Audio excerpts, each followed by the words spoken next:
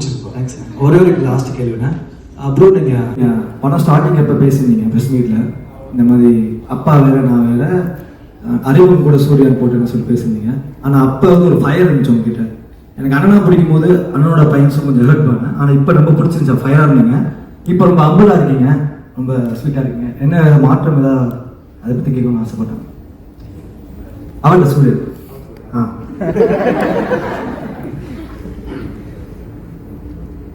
அப்போ இது நான் ஃபேஸ் பண்ணதில்லை. ஸோ ஃபர்ஸ்ட் டைம் ஃபேஸ் பண்ணுறேன்.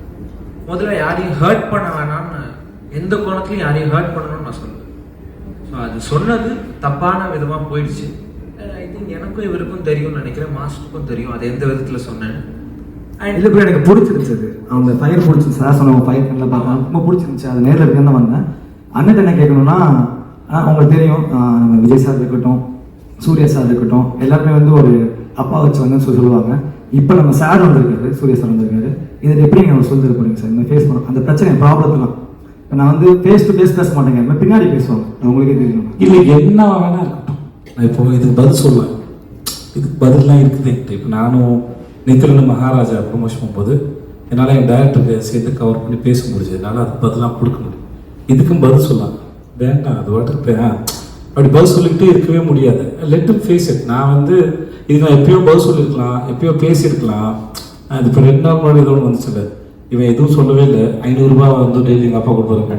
இவனுக்கு என்ன இப்படி தான் இருப்பாங்க, யாராவது ஒருத்தர் எதையாவது கொடுத்து போட்டே இருப்பாங்க. பட் ஃபேஸ் பண்ணுங்க. இதில் தான் நம்ம மனநிலையே யாராக இருக்கும்னு இருக்கு. இப்படி ஒன்றா யாராவது எங்கேயா ஏதாவது சொல்லிட்டே இருக்கிறதுலாம் தேடி தேடி பார்த்து பதில் சொல்லிட்டு இருந்தா நாங்கள் இப்படி முன்னோக்கி போகிறது எங்களையும். இங்கே பார்க்குற மிகப்பெரிய நடிகர்கள் அத்தனை பேர் மேலேயும் எல்லா விதமான விமர்சனங்களும் எல்லா பிரச்சனையும் வந்துருக்கு. இந்த கேள்வி நான் ஏன் கேட்டேன்னா, உங்ககிட்ட பதில் ரொம்ப எதிர்பார்த்தேன். ஏன்னா இப்போ வர ஆக்டர் பசங்க யாரும் இருந்தாலுமே ஈஸியாக பேசிடுறாங்க. அவர்னால வந்துட்டான், இவர் பொலிசுனால வந்துட்டாங்க, இப்போ ஆக்டர்னால வந்துட்டாங்க. அது நீங்கள் சூப்பராக சொல்ல ரொம்ப எதிர்பார்த்தேன், சிம்பிளாக முடிச்சிட்டீங்க.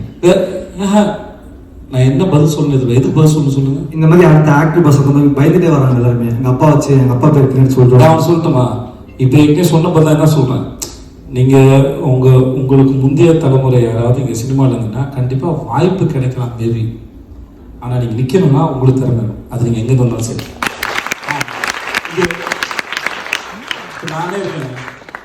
நானே இருக்கேன். ஒரு படம் ஓடிடுச்சு அப்படின்னா அந்த படத்தோட வெற்றியை நான் எத்தனை நாள் வச்சுக்க முடியும்னு சொல்லுவேன். ஒரு 6 மாதம், அடுத்த படம் வர வரைக்கும். இன்னும் ஒரு 5 வருஷத்துக்கு நான் மகாராஜான்னு ஒரு படம் நடிச்சேன்னு சொன்னால் உங்களுக்கு போர் அடிக்காது? ஆமாம் தானே? ஸோ வாய்ப்புகள் இல்லை. இங்கே ரொம்ப நாளாக வந்து வாய்ப்பு கிடைக்காம வாய்ப்புல இல்லை. இப்போ வாய்ப்பு உங்களுக்கு தெரியும், நான் யார் பேர் சொல்ல வேண்டாம், எவ்வளோ பேர் இருக்கிறாங்க. வாய்ப்பு கிடைச்சி எல்லாரும் மேலே வரல. இல்லை, இங்கே சர்வைவ் ஆகுறதுங்கிறது அவங்க தனிப்பட்ட திறமையை பொறுத்து. இப்போ நானாக இருந்தாலும் சொன்னாலும் என்ன பண்ணுங்க, அங்கே போய் வேலை செய்யறது யாரு? நீங்கள் தான் வேலை செய்ய போறீங்க. வேலை செய்கிற இடத்துல நீங்கள் என்னவா இருக்கீங்க, நீங்கள் யாராக இருக்கீங்க, அதை வச்சு தான் உங்கள் முன்னேற்றம், உங்களோட புரிதல் என்னவா இருக்கும். ஸோ யாராக இருந்தாலும், எந்த வீட்டு பிள்ளையாக இருந்தாலும், அவர்களுக்கு உண்டான சொந்தமாக இருக்கிற திறமையும் அறிவும் தான் அவர்களை காப்பாற்ற ஒழிய வேறு எதுவும் காப்பாற்றவே முடியாது. ரொம்ப தேங்க்ஸ். இதில் ஒரு லாஸ்ட் கேள்வி, நவம்பர் 14 படம் ரிலீஸ் ஆகுது. அப்போ ஒரு எனக்கு இவ்வளோ தெரிஞ்சது சார் நவம்பர் 14 படம் டேரக்ட் சார் உங்களை தான் சார் அனலர்ஸ் தான் அண்ணன் கிட்ட. ஆமாம், அன்றைக்கி எனக்கு கல்யாணம் இல்லை. அன்றைக்கி 2 பெரிய படங்கள் வருது.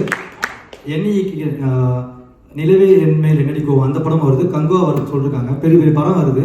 அந்த படத்தை கூட விட்டுருக்குமே அதா அப்படின்னு கேட்குறேன். எனக்கு படம் ரிலீஸே எனக்கு இல்லை. இதில் நான் நிஜமாவே இது அவர் பணம் போட்டு அவர் இயக்கி அவர் கதை எழுதி அவர் தயாரிச்சிருக்காரு. இதுக்கான முழு உரிமையும் சுதந்திரமும் அவருடையது. நான் வந்து வேடிக்கை தான் பார்க்குறேன். நான் வந்து அவருடைய எதுவுமே நான் சொன்னேன், மாஸ்டர் வேலைக்கு நிற்க வேடிக்கை தான் மாஸ்டர் பார்க்குறேன். என்னால் ஏதாவது உதவி இருந்தால் என்னை கூப்பிடுங்க மாஸ்டர், நான் செஞ்சு தரேன்னு சொல்லியிருக்கேன் ஒழிய மற்றபடி இதுக்கு எனக்கு எந்த சம்பந்தம். ப்ரோவோட ஃபர்ஸ்ட் படம்னால ரொம்ப எதிர்பார்த்துருந்தேன், தனியாக சோலோ எழுதி சொல்லுவாங்கன்னு சொல்லிட்டு. அது கிளாஸ் ஆகிறதுனால கொஞ்சம் ஃபர்ஸ்ட் டே ஃபர்ஸ்ட் ஷோ போக முடியாது, வருத்தமாக இருக்குது. அதனால் வேறு ஒன்றும்.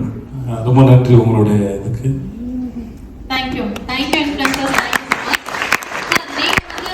முதல் படம் நடிச்சு வரும்போது எல்லாரும் உங்களை எப்படி பார்த்தாங்கன்னா, எங்க வீட்டுல இருந்து ஒரு பையன் பாய் நெக்ஸ்ட் டோர் லுக்ல இருக்காரு, நம்ம கேங்ல இருந்து ஒரு பையன் மாதிரி இருக்காரு.